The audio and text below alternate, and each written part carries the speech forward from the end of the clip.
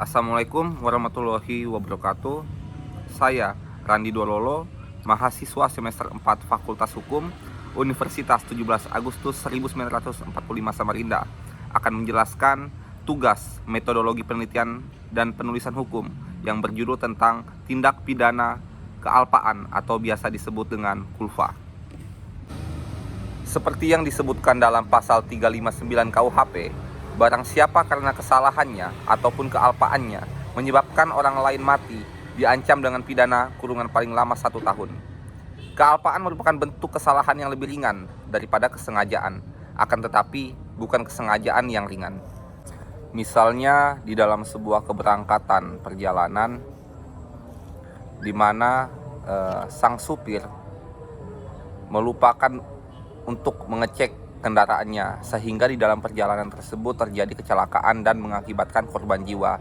Nah, sang supir truk tetap harus bertanggung jawab akan kelalaian yang dia lakukan karena dia lupa untuk mengecek kondisi kendaraannya pada saat itu, sehingga terjadi kecelakaan dan mengakibatkan kematian. Yang dimaksud di sini adalah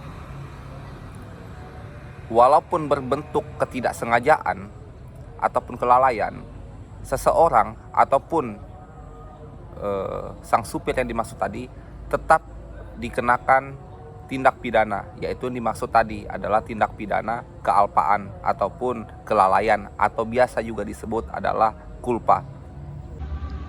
Contoh kulpa itu sendiri tanpa disadari seringkali berada di dalam kehidupan kita sehari-hari.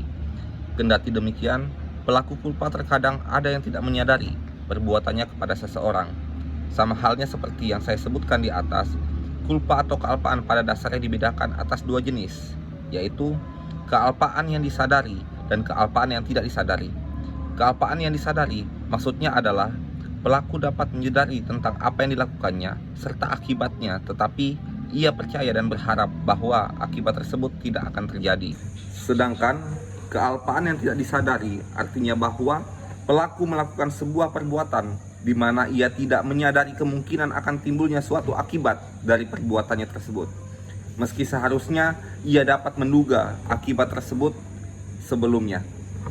Adapun seperti diketahui terhadap delik kulpa memiliki delik-delik yang berdiri sendiri sebagaimana ketentuan yang diatur dalam Kitab Undang-Undang Hukum Pidana ataupun KUHP, yang sering disebut juga sebagai delik corpus yang sesungguhnya, yaitu delik-delik yang dirumuskan dengan perbuatan kealpaan yang menimbulkan suatu akibat tertentu, seperti ketentuan yang termuat di dalam pasal 188, yaitu karena kealpaan menyebabkan kebakaran atau kelalaian yang tanpa disadari namun menyebabkan dampak yang cukup besar, seperti lupa mematikan kompor dan lain-lain.